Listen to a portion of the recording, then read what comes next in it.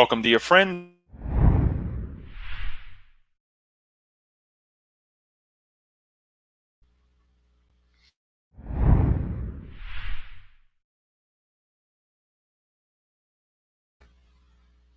Welcome, dear friends, and good afternoon to all of you. We'll give you thanks for being here with us in this amazing afternoon. Warm weather here for all of us, and our warms regarding to and hugs to everyone here with us today. Today, with another special message by Kirsten, who will lead us into the study of Renewal, a chapter from the book Times of Health and Conscientiousness. So, would like to invite everyone to, as usual, read a passage of the book Happy Life, as well as pray together so we can acclimate ourselves with this amazing moment, as well as connect our minds, our hearts to the message that we have before us here. So, Joanna de Angelis, in this amazing book entitled Happy Life, through the hands of the amazing medium Divaldo Franco, says the following: the conquest of knowledge is a personal achievement, non-transferable. It is a treasure that is always multiplying itself when it is shared, and nobody can usurp it from who possesses it. Not even death can take it away, because it continues with the spirit who has it, constituting a treasure of constant value and easy handling. Work hard to acquire it. Never think it is too late to start this enterprise. Increase it if you already have it, or start if you have not already experienced the pleasure which comes from it. The man who knows acts with more confidence and saves himself from countless suffering. On the other hand, ignorance is responsible for innumerable ills. On this note, we would like to ask our dear Creator, our Master Jesus, to guide us all during this moment that we have chosen to gain knowledge, right? Because when we share this message, when we are together, we're gaining knowledge, as well as the hope that we need to continue in our daily lives. This way, we invite everyone to open up our hearts, our minds to our dear Creator, who is speaking with us at this moment, a moment that we have opened up to receive something more enlightening, something more helpful than what we have seen throughout the transitioning moments that we have seen here on planet Earth. All the bombardments of the craziness, the difficulties that we have seen, we are open now, Master Jesus, to be guided, to be enlightened, to receive a refreshing message that will give us the strength that we need to give a continuation in this beautiful opportunity that we have received called reincarnation. We ask for your blessings. We ask that you guide the minds and hearts of our dear friends, family members, those who are nearby, those who are not so nearby, as well as all of those whom we still have to reconnect, whom we still have to amend things of the past or of the present, so that we may live a brighter future. This way, with your guidance, protection, and permission, we ask that the deliverance of this message, uninterrupted, can reach our hearts and our minds so we can be better human beings than we were yesterday. We thank you, and so be it. So, as we were saying, another message from the amazing book, Times of Health and Conscientiousness. So, Kirsten today will be talking about renewal, and it's a continuation, right, Kirsten? Chapter Yes, it 3 is. of this amazing book. With no further ado, I would love to hear it. I want to take notes so we can go ahead and learn more with Joanna de Angelis and you. Thank you. Thank you, Leo. Hello, friends. Hello, everyone that's watching the live or just the recorded version of this. Welcome, welcome. We are so excited to be talking about chapter 3 of this amazing book that is so life-changing. So in this particular chapter, we're going to be talking about renewal. So we know about what renewal means, right? I mean, the basic to be renewed, to feel replenished, to feel restored. I think we can understand that basic concept of what that word means. And this particular book by Joanna de Angelis, psychographed by the Brazilian Spiritist medium Divaldo Franco, the interesting thing about this book is that before each chapter, Joanna gives us a wonderful and uplifting affirmations to say out loud. So we wanted to utilize that as a part of the tool of this whole lecture series. So before we begin our actual talk, we're going to be saying the affirmations together as we've been doing. So please feel free to repeat after me and repeat after what you read on the screen as well. If that's easier, that's fine too. So let's go ahead just so we can sort of set the tone and the vibration and just the connecting all of our minds together for this evening's talk. So this affirmation that Joanna has, she starts out by saying that we should say, "The divine supports me in the processes of growth and renewal." So, and when you say this, I want you just to say it with all your heart and your mind, wherever you are at, in your room, in your living room, in your car, say these words. "The divine supports me in the processes of growth and renewal." Every moment is another opportunity for me to advance or to correct my mistakes. The transformations that life brings about are stages of development.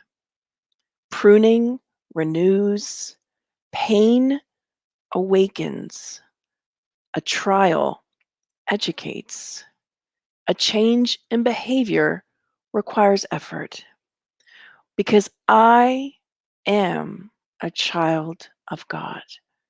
I am destined for happiness, a goal I will reach through renewal and struggle. A great way to start out our discussion this evening from Joanna.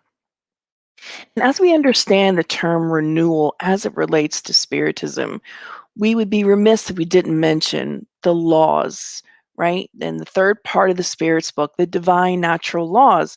We've learned about the law of destruction before. We've discussed it, we've talked about it. And we know that this cycle of growth and rebirth, in order for that to occur, certain things have to end for new growth to begin.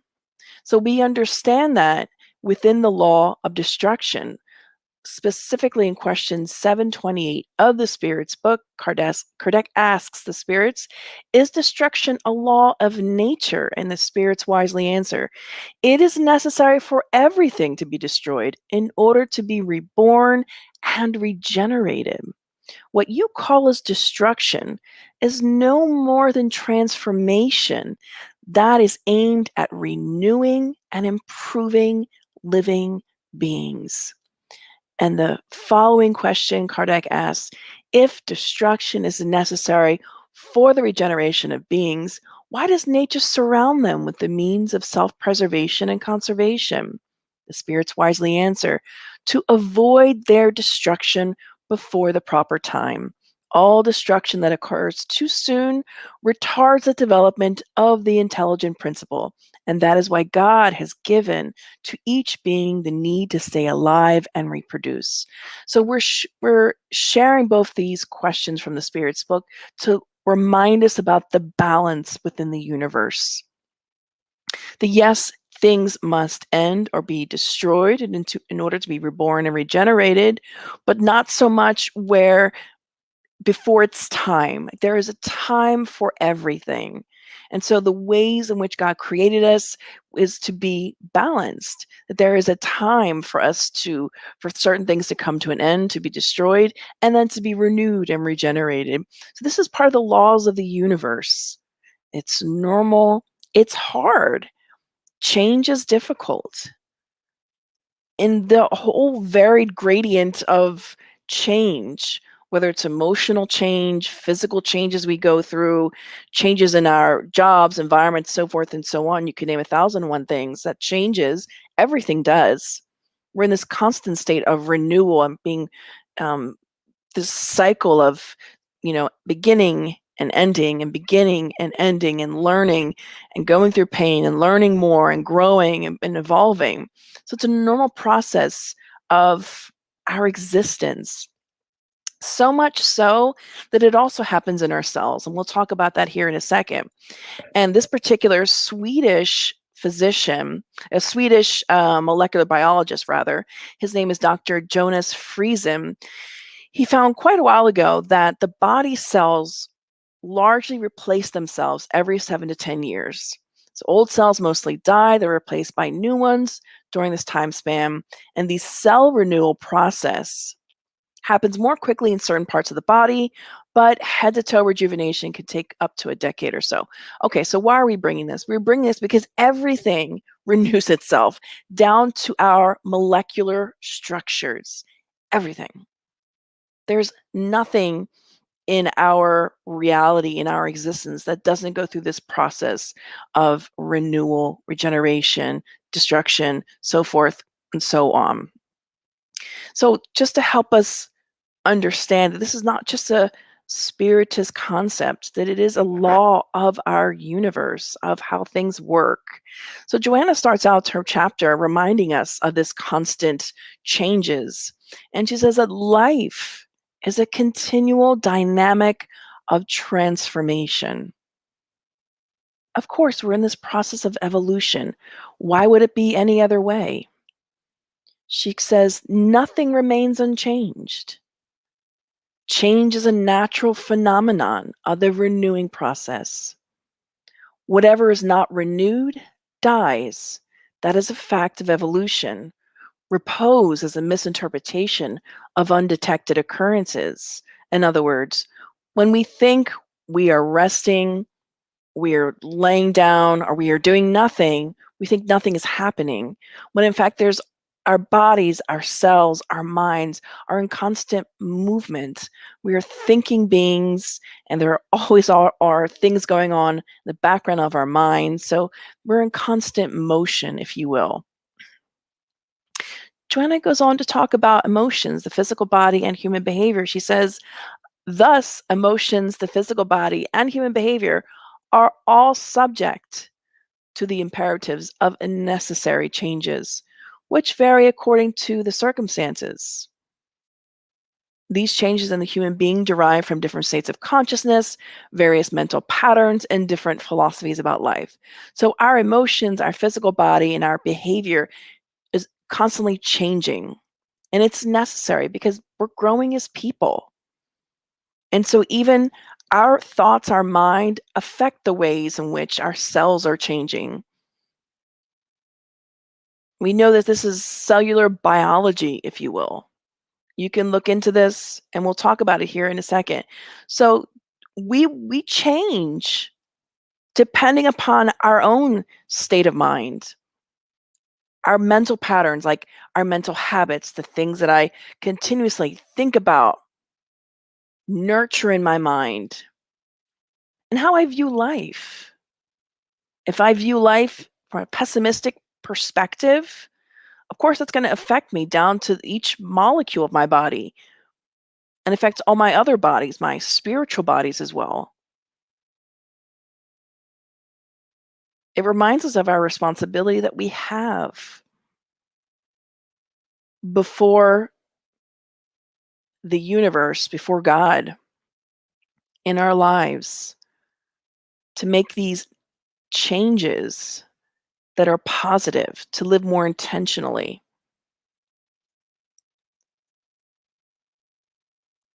Joanna goes on to say that the mind, externalizing its psychological levels, is responsible for the attitudes by which people express their individual spiritual reality. Of course, that makes sense, right?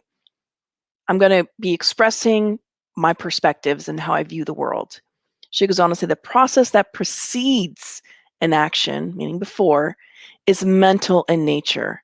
Therefore, all that is mentally affirmed or denied exerts a preponderance that materializes in the field of objective reality. So whatever I think about, I bring about. And before I do something, it's because it already was thought about in our mind.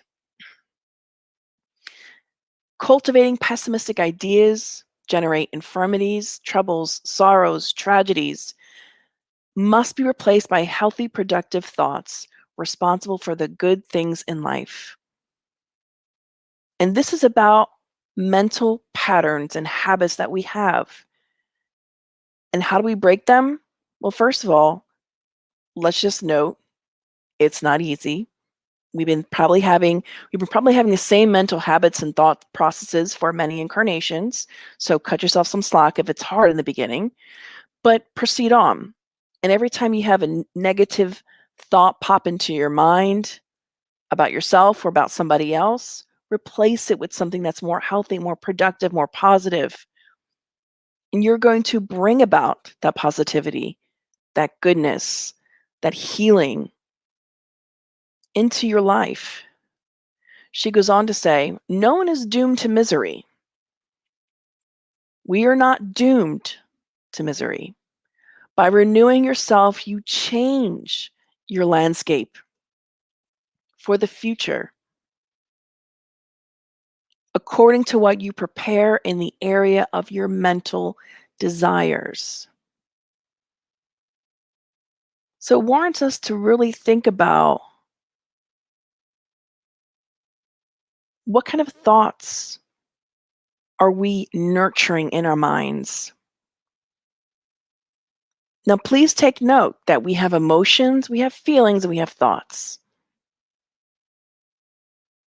You know, we can feel things in our body, and we also can feel emotions that might arise or be reactionary, or somebody passes away that we loved and cared about, and our original reaction is to be upset by that, and that's normal.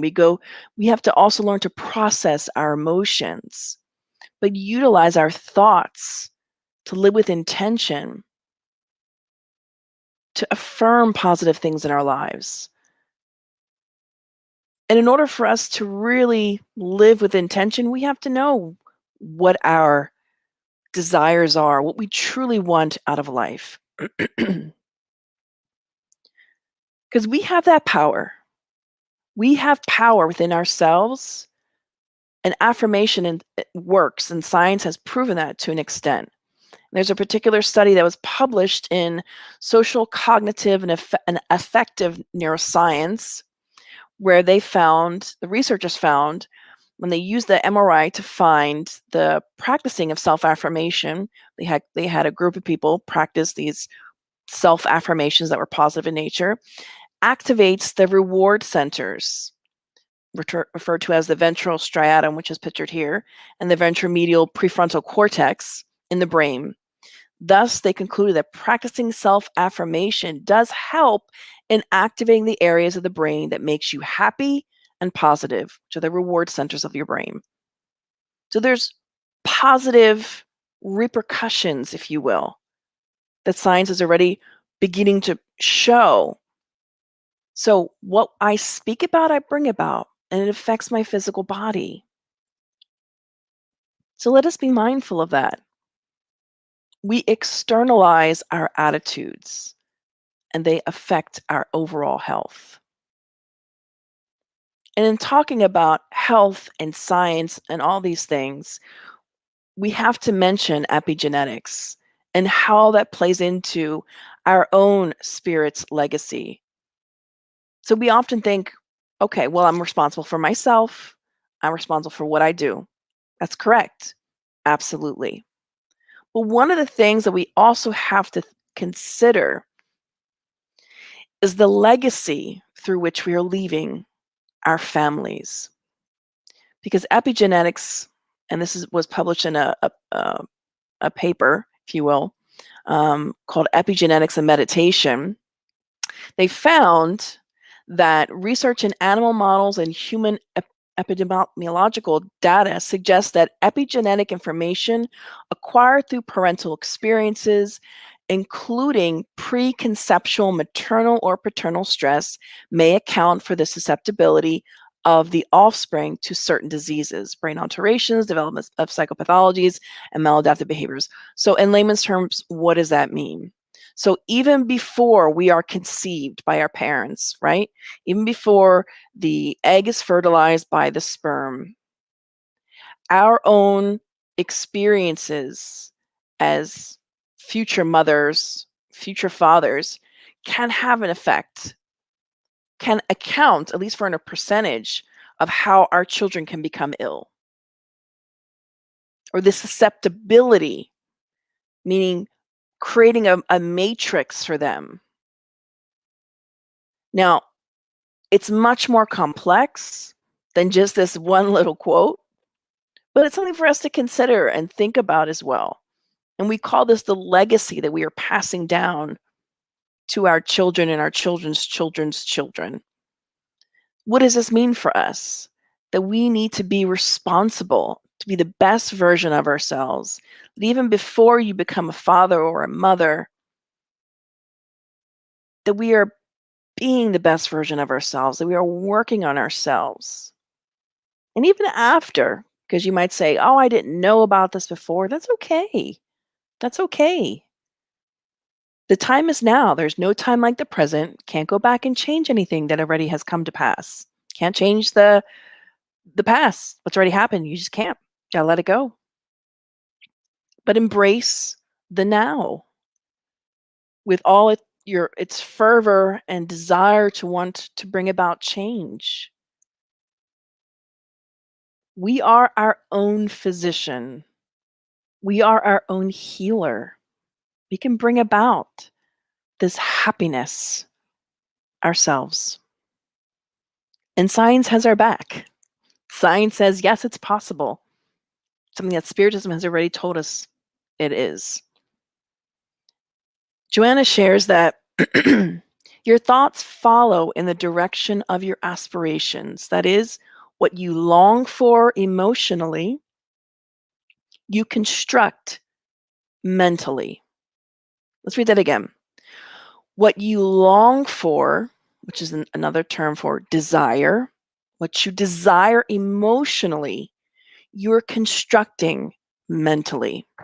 Thus, you will succeed according to your wishes.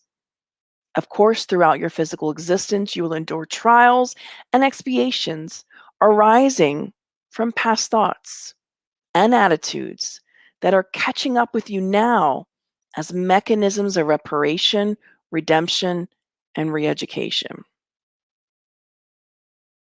And you might be thinking, wow, even my thoughts that I've had before when I was immature or unevolved or less evolved than I am now are going to come back to me?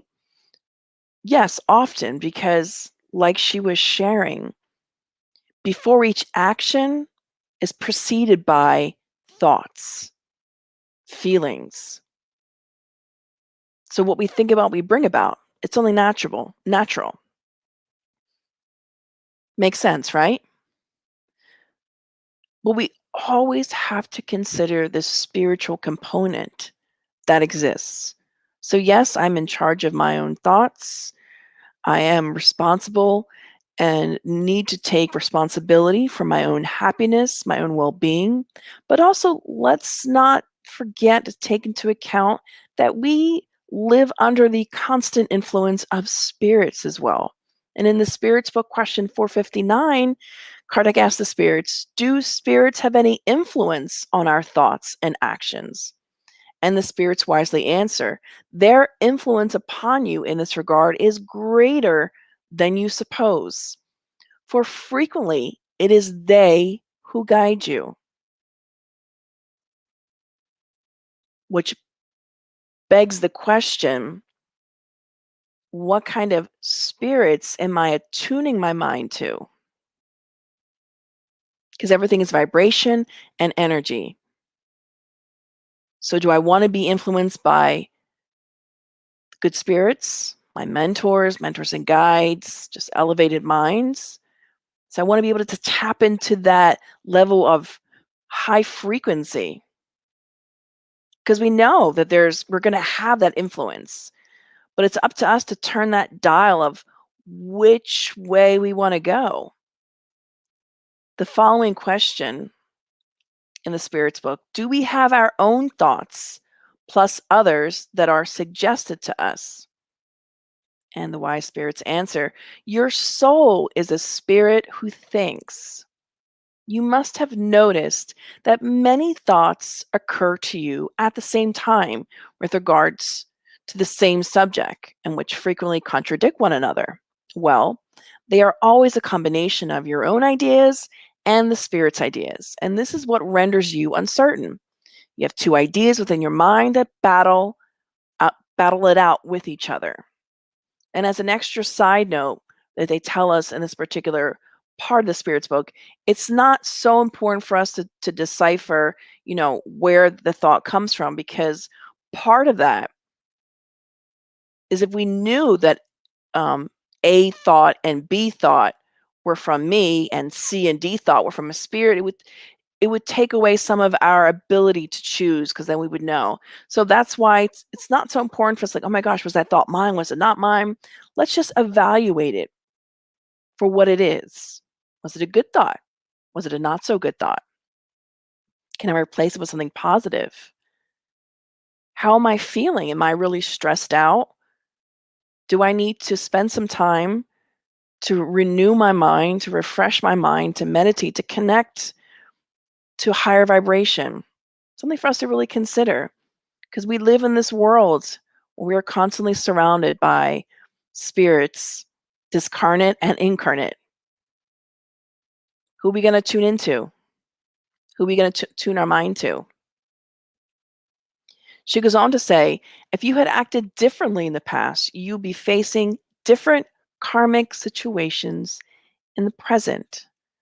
Despite such effects, the law of renewal pushes you to modify the structure of forthcoming days by means of today's conduct.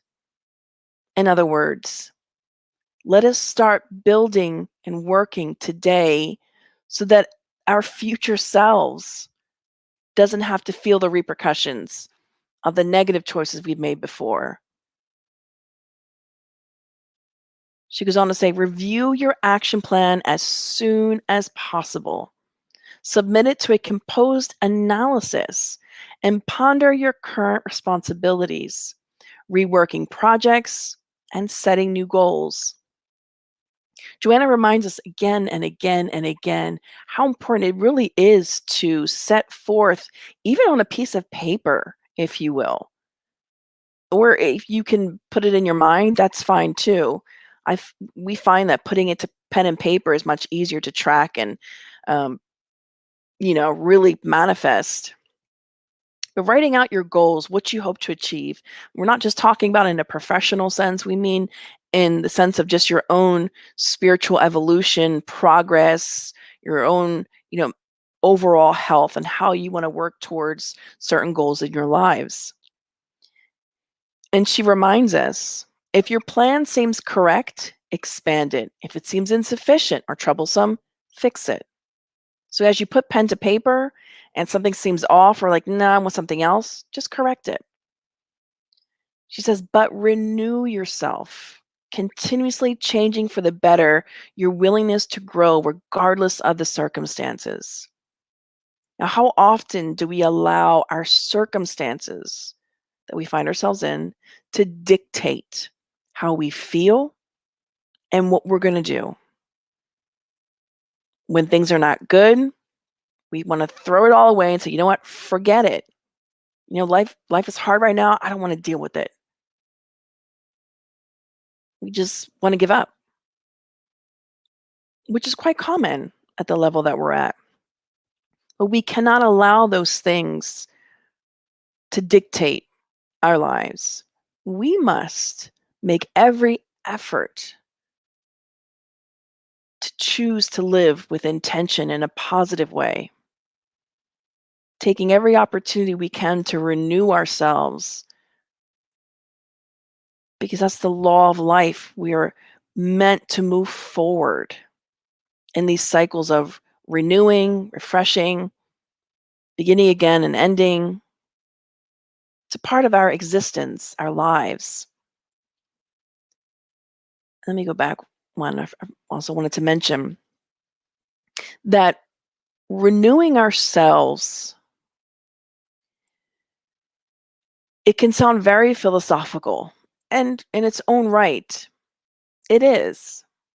But it's also meant for us to do something concrete with ourselves, to not just live life as it comes.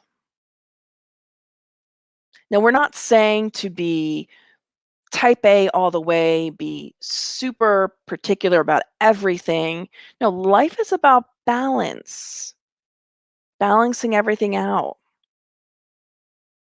Set goals, evaluate, regroup if you need to, and measure to see if what you're doing is working.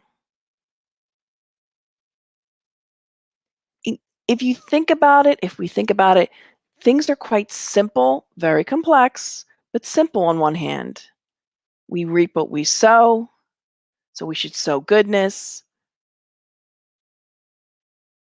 but that doesn't tend to be what we do. So then we're reaping things we don't like, so then we're unhappy, and the vicious cycle keeps on going on and on and on.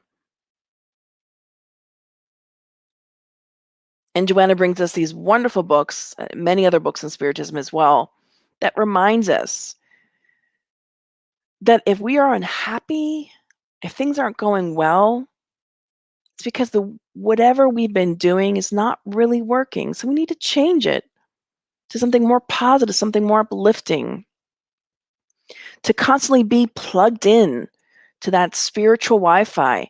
Is it work? Heck yeah, it's work. To have to be conscientious all the time is work. Perhaps in the beginning, if you're not used to it, it feels like a lot of work. But over time, once you continuously work on it and keep doing it again and again, it becomes easier and you find joy in it. We always like to think about what would it feel like to live on a higher, more evolved planet, the happy worlds. Right now we're still in this world of trials and expiations, trying to go into the world of regeneration. But what would it look like to live on a happy world? And what would it look like when we pass back to the spirit realm to live in a colony where love and kindness preside? Our negative thought patterns, our pessimism is going to have no place there. We need to get used to this idea of constantly working on ourselves for the betterment of ourselves and others. And that might look like, reading positive things, positive literature, listening to positive music, podcasts, and watching what we feed our mind. Watching what we feed our physical body is important as well. But what are you feeding your mind? It's something much less addressed or much less talked about.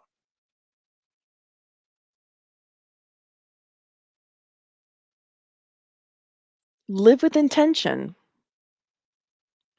Spiritism doesn't ask us to be perfect, but just to try to do our best, to work towards an action plan, as Joanna shares.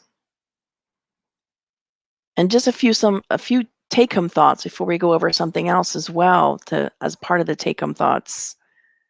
She says, do not require that people be like you, that they remain unchanged with the same old habits, expressing the same feelings in relation to you. How many times do we turn to our spouse, to our friends who we've known for a long time and say, you're not the person I married. You're not the friend that I had when I first met you. Thank God. We are not meant to be the same person we were 10 years ago, 15 years ago, 25 years ago. 1 year ago. Unless you are already a pretty darn great, amazing person. You can only go up from there. But hopefully, when we look to those around us, we notice that they're changing for the better. Letting go of old habits, old patterns of thinking that no longer serve them or anyone else for that matter. And let us not require that of someone else, that they have to be like us, that they even have to have the same thoughts that we have, the same perspectives on life, because they don't.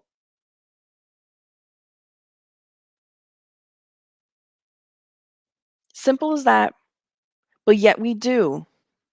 We have this expectation for others, and we hold them accountable to our own expectations. And when they don't live up to that expectation, we get upset. And we have to let go of the expectations we have for others, realize our own personal responsibility we have for ourselves and for the example that we set, because we are an example for everyone and anyone, always, even if we don't realize it. And allow people to be who they are, not what we want them to be. We're all on our own spiritual journey. No one else can walk the walk for me, and vice versa. As much as we would love to help others in that respect, we can try to influence them in a positive way by being the living being or the living book of our beliefs, living all of our truths. But aside from that, we cannot control what other people do.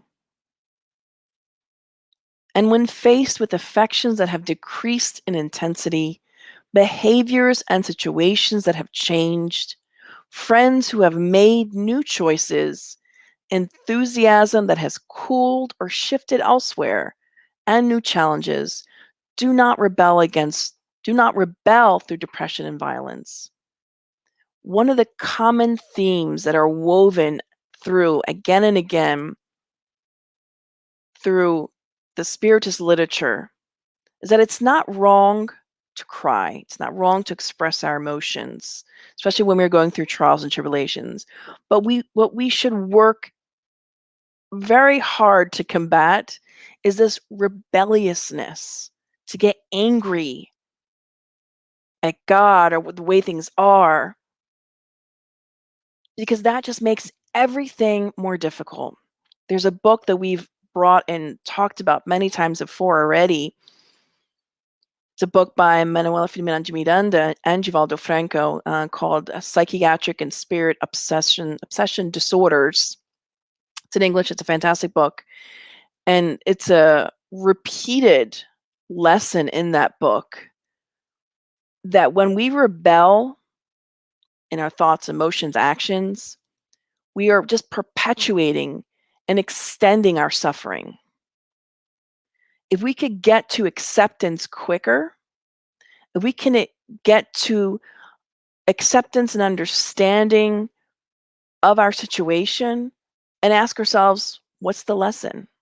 What do I need to learn here? Because everything is temporary. Everything shall pass. Everything is different phases in life we go through. But the point is, let's learn the lesson so these phases or experiences don't have to be repeated and be painful. But they will be when we are rebellious in nature. And being rebellious doesn't mean that we're bad or that we're evil. It just means that we haven't yet learned how to accept the things that we are enduring or going through. But we can when we reframe our circumstances, the pain that we're enduring, when we look at it from a different perspective, we're able to really have the opportunity to endure it with dignity and suffer less. We don't have to keep suffering as much as we are. We do not. Joanna reminds us, such are the changes imposed by life.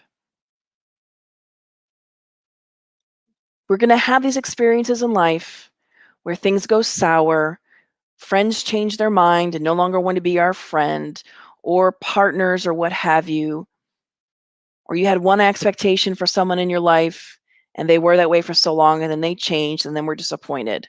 This is the constant change.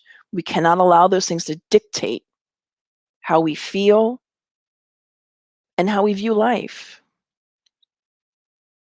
And this is the important thing. Joanna says to accept them calmly and peacefully, continuing with your lofty ideals and always evolving without ties to the rear guard or anxiety about the future. Is this easy to do? No. Is it extremely difficult? Yes.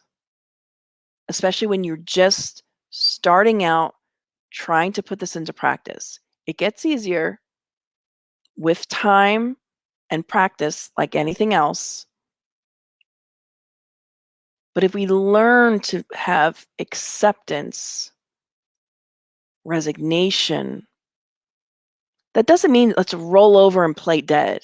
That doesn't mean that we don't have to do anything else in our lives because this is the way that it is and that's it. That's not what that means.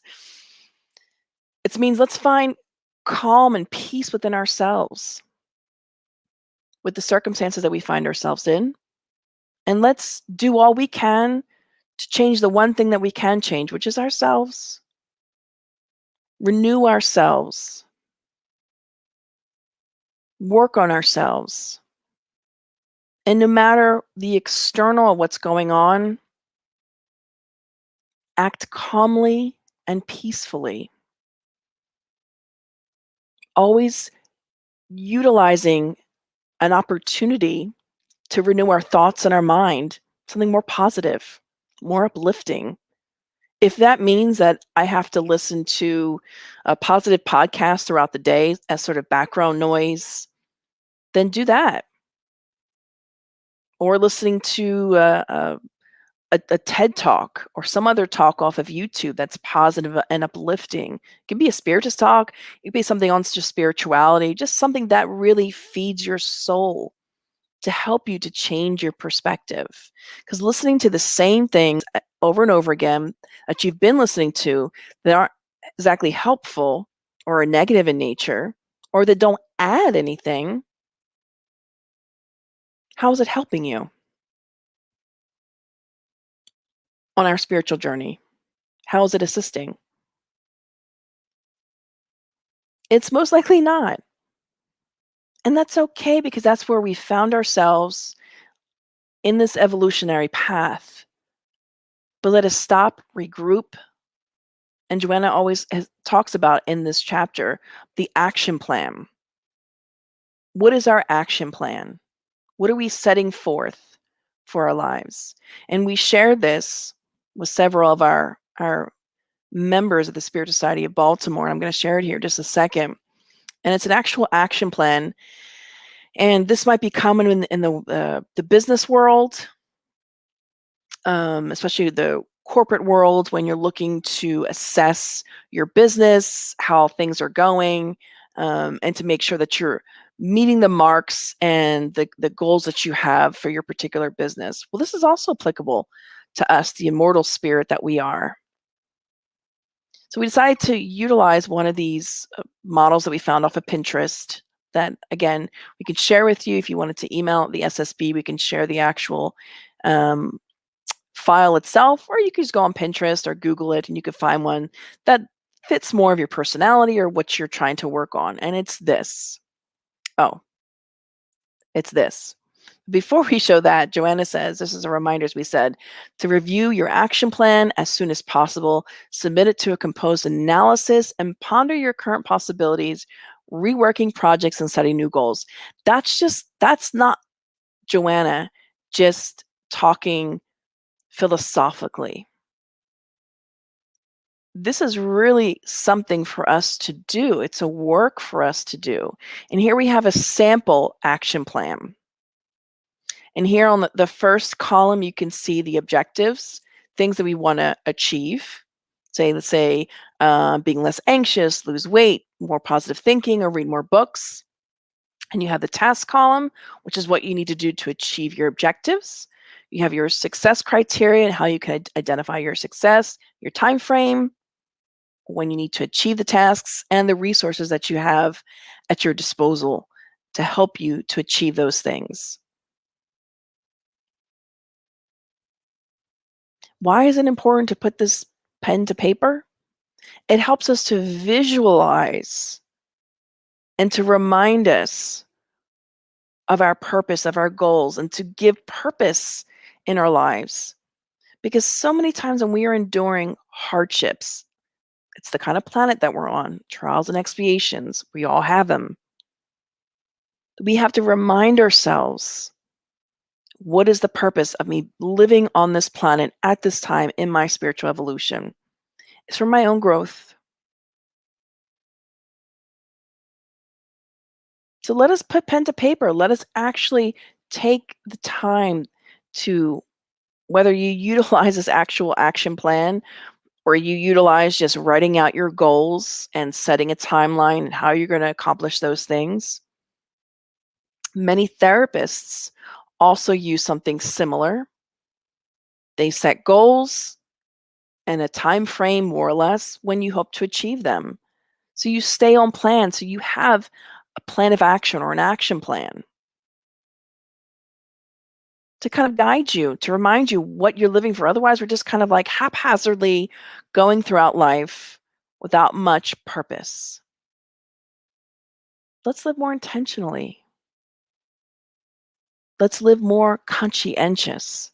That's what Joanna's teaching us in this book, Times of Health and Conscientiousness. It's a recipe. It's a resource for us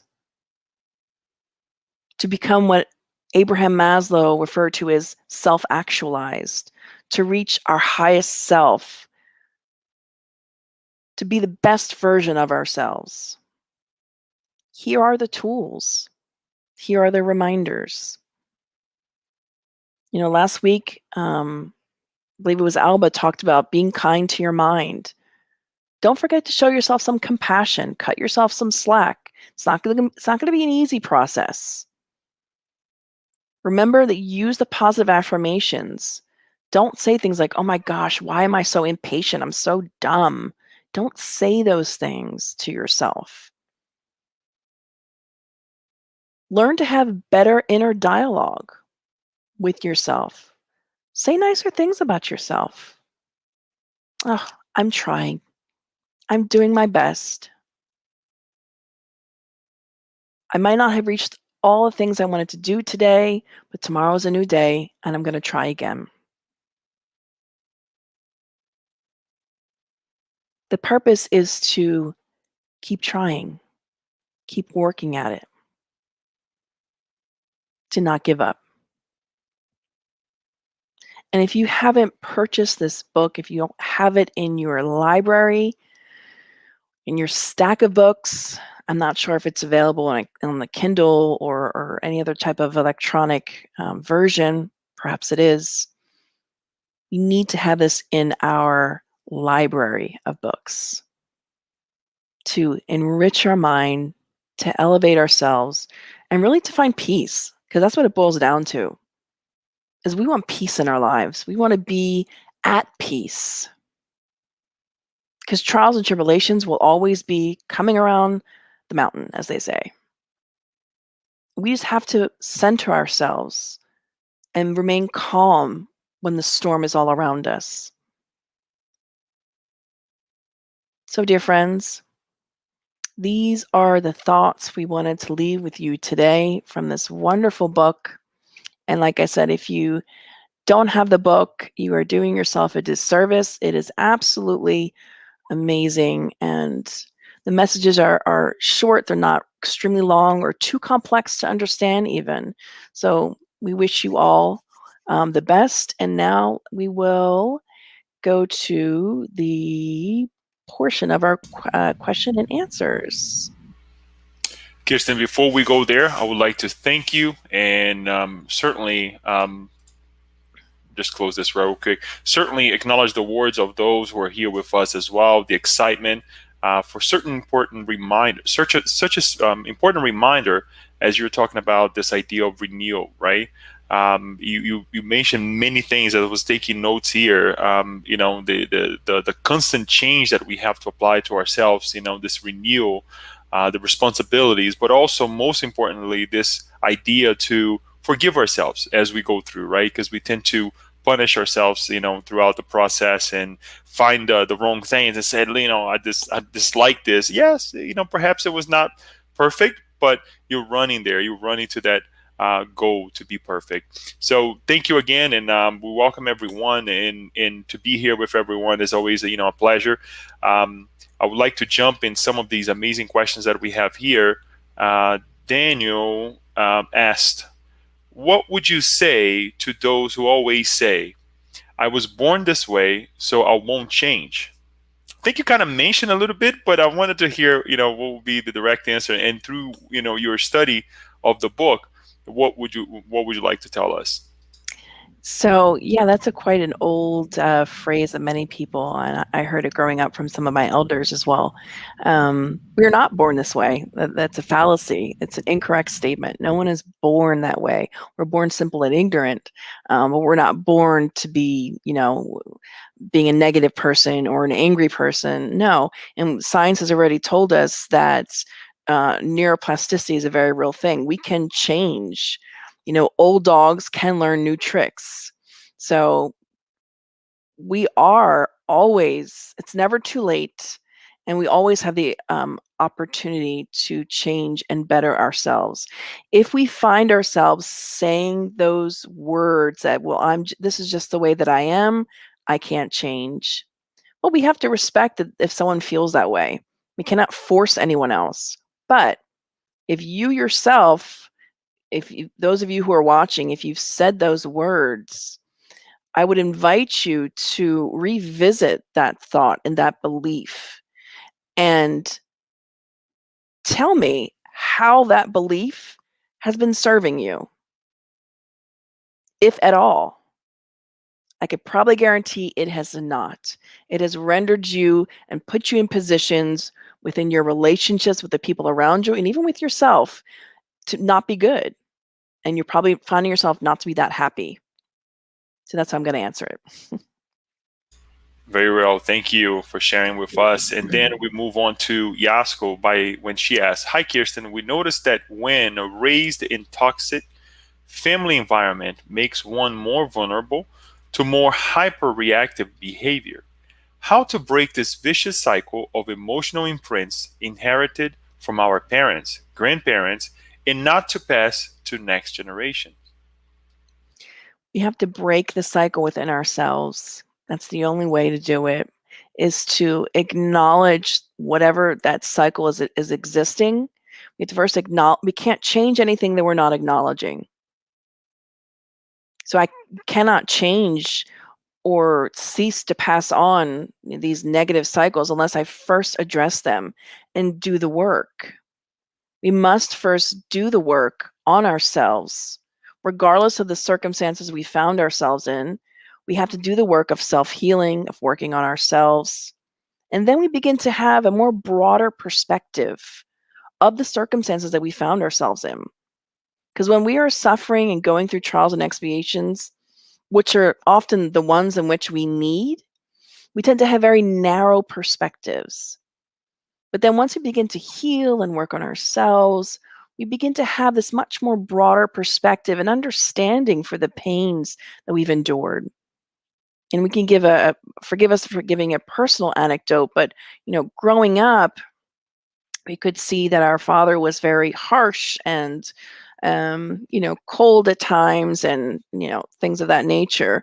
But as we got older, much older, and went on to have our own lives and profession and careers and became a parent, we learned that our parents are people too. That my father was just a person who was repeating what he learned from his family, and it wasn't that he was bad. So it also, when we kind of grow up, when we mature rather, we begin to understand, and we get less angry or reactive to the things that have had originally harmed us. And that also is in doing the work of trauma healing, because those things are traumatic for us. But once you learn to heal those things, and you ask and you understand that all things happen for our own benefit, that all those things were there to teach us something, then we can reframe and suffer less, and we won't pass on those negative cycles to future generations or our immediate family, for that matter. I hope that answers your question, Yasko. I think it's prudent for us to put. She just posted I believe a follow up question. To start this breakthrough, right? And I believe she's asking that, is it psychological therapy to start to to help to start to break this vicious cycle? I just I believe it is a follow up, since you're talking about and answer her question. Yes, absolutely, 1,000%.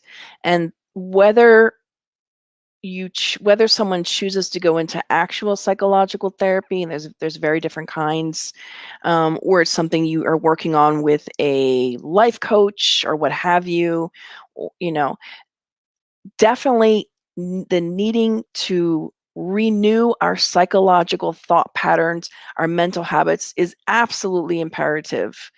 And it's something that we've talked about again and again and again, that in our society, we have no problem going to see a personal trainer. We have no problem to seeing our dentist every 6 months. That's what's advised. Or seeing our primary care provider once a year to get our annual, checkup, things like that. But yeah, we have such a problem. There's such a stigma to say, oh, I'm going to start doing therapy. I'm going to see a therapist or a counselor, whatever. There's so much stigma, like, wow, like, you're crazy. Something's wrong with that person. We need to remove this stigma. Really, it's harming us as a society, and it's preventing us from finding peace, from self-actualizing, from reaching our goals, because it's in our emotions, in our mind, where it begins, where it starts, and our body is where it externalizes. So by the time we realize it's already externalized in our physical body, we're already going through illness or an imbalance of some sort, then we're forced to look at ourselves instead of doing the preventative work. But we don't live in a society that has always embraced that. And we need to change that bit by bit. And that starts with ourselves, living and being that change, as I think Gandhi said, be the change you wish to see in the world. So yeah, psychological therapy absolutely can help tremendously to break those cycles. So thank you, Yasko, for sharing. Great, Kirsten. Thank you so much, and to reconnect us with this opportunity that we have, right, to find guidance, to find help, psychological help, and try to break this stigma that we have, right, that we place in our society. I would like to kind of expand a little bit on the idea of the action plan, and you mentioned that it's very common in the business world, business arena, that there are action plans there. And action plans, the little understanding that I have, it's always evolving. And Joanna de Angelis, brings this idea that it's not stagnant, right? It's always evolving as we grow, Fluid. and we find new things as well that we need to adjust. So it's really interesting. But my question is this: I mean, it's very simple, because do we even have an action plan, right? So if you're in the middle of the turmoil, whatever it's going on in our lives, right, how do you start an action plan? Is it the right time to start an action plan? Because your thoughts, your feelings, everything is just so commingled or kind of mixed up. So what to do, and how do you start one if that is the right way to go? Yeah, so I would say definitely it would depend upon, everyone's circumstances is very different. And of course, when the heat of the moment and there's a lot going on, the first thing you have to do is center yourself. When you're on a ship and you're going through a storm, you need to make sure that you have your life raft on, just very basic things to ensure that those first initial periods that you can balance yourself and hold on to steady yourself, whether it's mentally, emotionally, for what's to come. So Joanna always says, like, begin where you are, like whatever feels most immediate in that moment, whether it's like, okay, I just need to find some peace. So for everyone's going to be different. Some people can automatically say, okay, what's the game plan? What am I going to do? Some people need a little bit of time to just adjust in their emotions to say, okay, let me catch my breath. This is a lot. I just need to regroup. So it's going to depend upon the person, and that's part of the journey. That's part of the work, is asking yourself, is finding within yourself, where do I feel like I need to begin? What's the most immediate feeling I'm having right now that needs addressing? What can I do? Because we cannot control the external and circumstances often. So what is the most immediate thing that I feel like I need to work on? So we always talk about, both professionally and from a spiritist perspective, short and long-term goals. So what are my short-term goals? What do I need to happen right now just for my peace of mind? And then long-term, if you're able to think long-term, for the long term, what do I hope? What do I want? I want to be a good person. I want to work on myself. I want to reach that happy world. So, what are the things in which I'm going to be working on? So, it's not black and white, Leo. There's a lot of gray area because every person is unique and needs, specific attention to different areas within themselves. So that's part of that process of getting to know yourself and what it is that I really need. And oftentimes utilizing a therapist as like a neutral party and all that they're doing is just helping you to navigate your own self, to kind of step outside of yourself and be a compass in a way, or to help you utilize your own internal compass. Thank you. And if I have the opportunity here, I think we still have some time. You said to take the deep breath, right? To breathe, and that gives us the at least it kind of remind me a little bit of the diving lessons that I took. One of the things that anyone will learn through diving lessons is that you're supposed to plan your dive, and then you're supposed to dive your plan, right? So you plan your dive, you plan what you want to do, and you have to stick with the plan. In other words, you dive, you do what you planned. Otherwise, things can go south, right?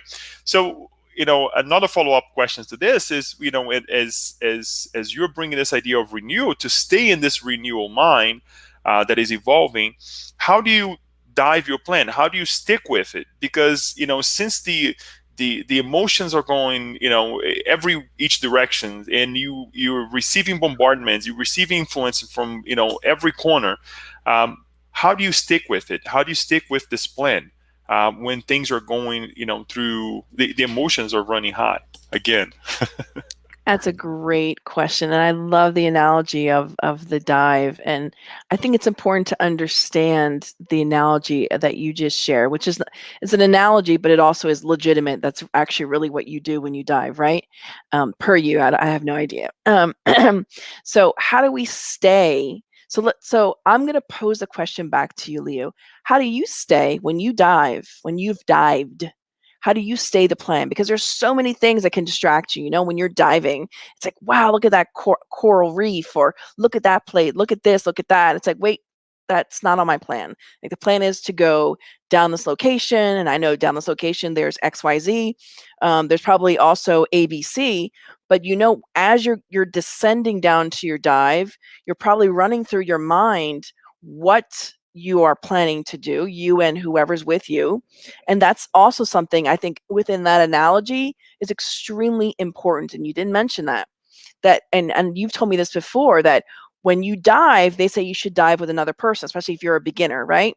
And that is so very much analogous to our lives. How do we stay on point? Now, within the Christian arena, they say having an accountability partner. For spiritists, this can mean some other spiritist friend who you can converse with, who you can talk with, who can keep you accountable. Sometimes that's our partners, our best friend, whoever.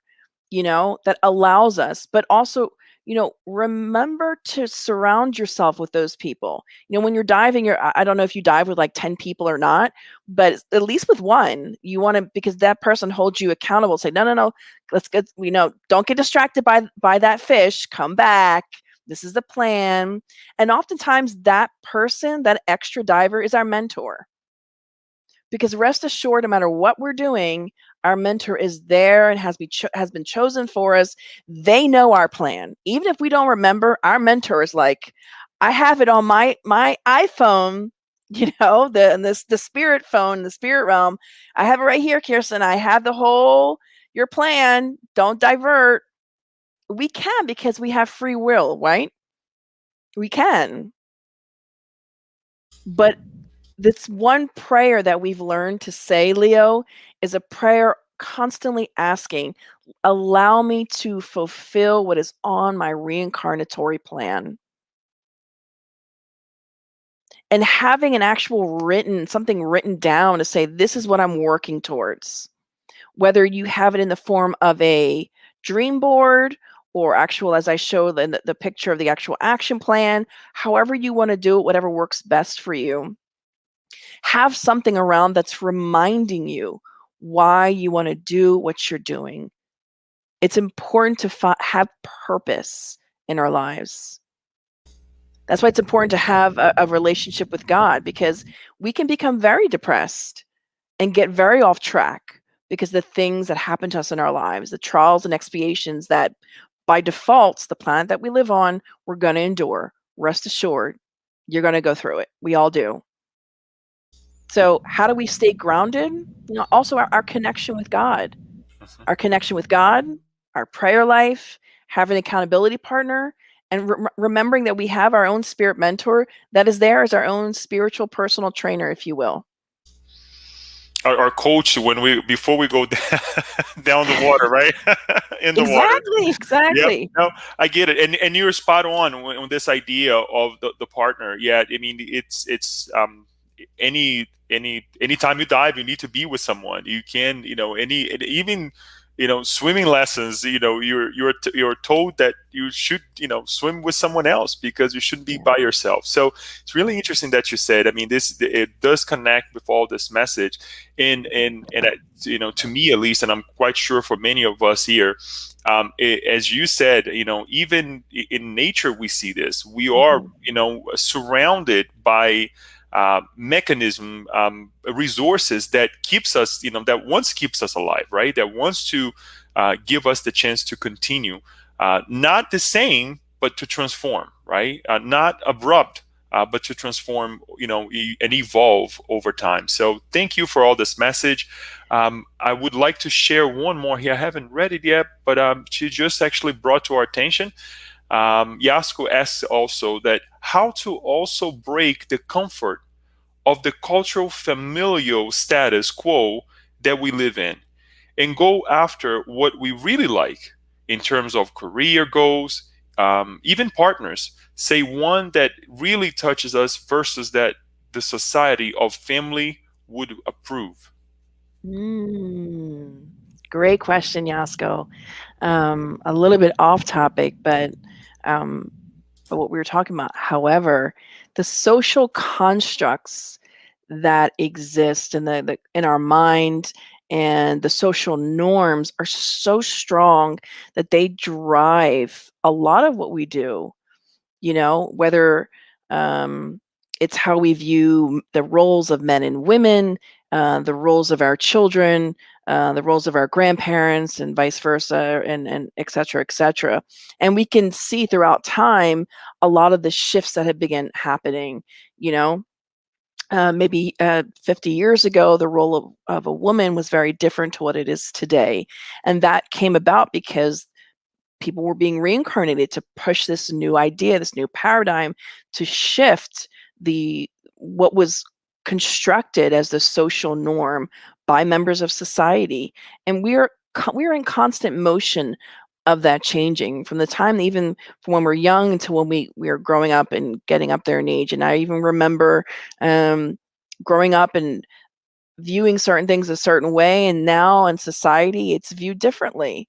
And, the only way to get out of our comfort zone is to be open to new ideas. Be open to the possibility of looking at life from a different perspective and learning to be okay, because perhaps one of the reasons we stay within certain social constructs or social norms or our comfort zone, whether it's brought on by cultural or familial reasons, is because we don't want to feel like we're outside of the pack. We want to feel like we are a part of a family, that we are loved, that we are cared for. But anyone that's done their own work on themselves of healing, whether it's healing trauma or self-love, and you begin to find more connection with yourself and the divine, you are more apt to create new cycles, but also not stay within the constructs of what maybe you grew up in culturally as normal, which very well may not be the normal that you're hoping for. So that could look like maybe within the Latin cultures, women being submissive and the man is more aggressive. And maybe that means that you're growing up and you're learning to love yourself and view yourself as the immortal spirit that you are, and that you're also important. And so you don't just become this, what your mother and grandmother and great grandmother were. So you learn to embrace new ideas and begin to change and have that confidence within yourself that you are loved, even if those around you don't accept it, that I am a child of God, that I don't need that validation.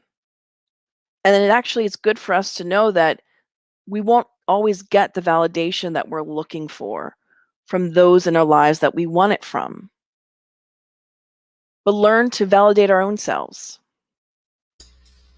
Thank you, Leo, Kirsten. I don't know if you wanted to add anything to that, Leo, yourself. One thing that brings this idea, that reminds me with this idea of culture, of family status, and all those things. Yes, I mean we naturally become a product of our parents, right? Of the environment. That's as much as we try to run from it, I think we should acknowledge and make the changes that we find important. Perhaps if we put an action plan together, right, to say I don't want to be the product of the environment, but also we have to remind, or one at least it comes to mind something that I heard from Haroldo Dutra, the spiritist speaker in Brazil. He does many works. I mean, he's online as well. That he actually said that when he came here, one of the times that he came here, that the cultural affiliations that we have, when it diverges us, when it separates us, right, it's not good. And the part that brings us together, and sometimes that togetherness that clashes, right, that really invites us to think what's important about our lives, that shouldn't be left away, right? And we learn this also from different cultures around the world, right? And the Western, the Eastern, that when we analyze, for example, the Japanese culture, the other cultures as well, they value so much the parenting, right, or parents or the elderly, to a point that it becomes a little bit detrimental for those who are not in that position, right? But again, it invites people to remember that one day, guess what? You're also going to be an elderly one. So, in itself, it shows that there are two sides, and we can pick each side that we want and what we're going to do with it. So, I love this idea of breaking away and discovering who we are, but we can never, at least I shouldn't say we can never. Well, we also should analyze that who we are and the struggles that we have is part of what we was around us. And perhaps when you go through your change, you also facilitate the changes of others as well. So I don't know if I went too much on there, but I love your answer more than mine. So I always like to balance it out, because I used to have my conflicts as well with this idea of culture, right? And when we come from a different culture around the world, from another country, and we are inserted in this culture, you start to think about, perhaps what I had in my hands before wasn't 99.99% bad. I didn't value things, then that I value now. As much as when I go back to that culture, many of you know that I'm from another country. That when I go back to that culture, I look back and say, "Wow, I love what I learned with the American culture," right? And I can apply this so well in this older culture that I have, and again, reemphasize the fact that reincarnation is a blessing because we go through different, reincarnate in different cultures. So we are invited to learn from these different cultures. Absolutely. Absolutely. And I was going to say something, but it flew out of my brain, so it must not be that important. So, yeah. It for sure it is. So yes, hopefully we can put in the comments or something in the future as well. I believe this is it, Kirsten. And for in terms of questions and comments, once more, it's a blessing to be here, and I'm not only speaking for myself, but for all of those who have followed us and who will follow us in the future as well. On that note, we would like to perhaps ask you if you would like to say the final prayer so we can close this evening as well. Sure, Thank absolutely. you. So let us just get into a comfortable position in our chair, if that's where we are. Just uncrossing your legs and your arms just to help facilitate our mind and our thoughts and our feelings just to flow without anything external distracting us. And let us take a deep breath in through our nose and out through our mouth. One more time.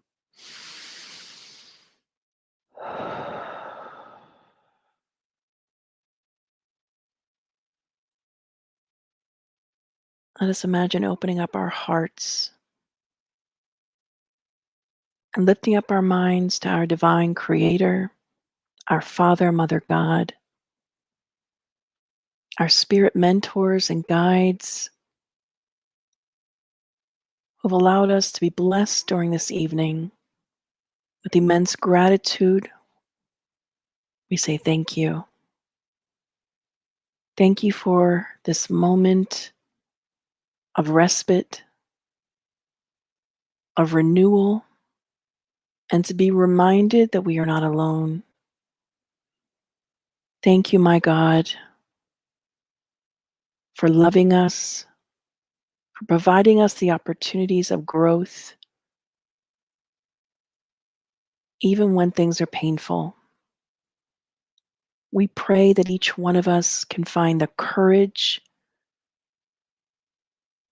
the patience, and the resignation, acceptance to really get the most out of the experiences, albeit painful, that we have in our lives, that we go through.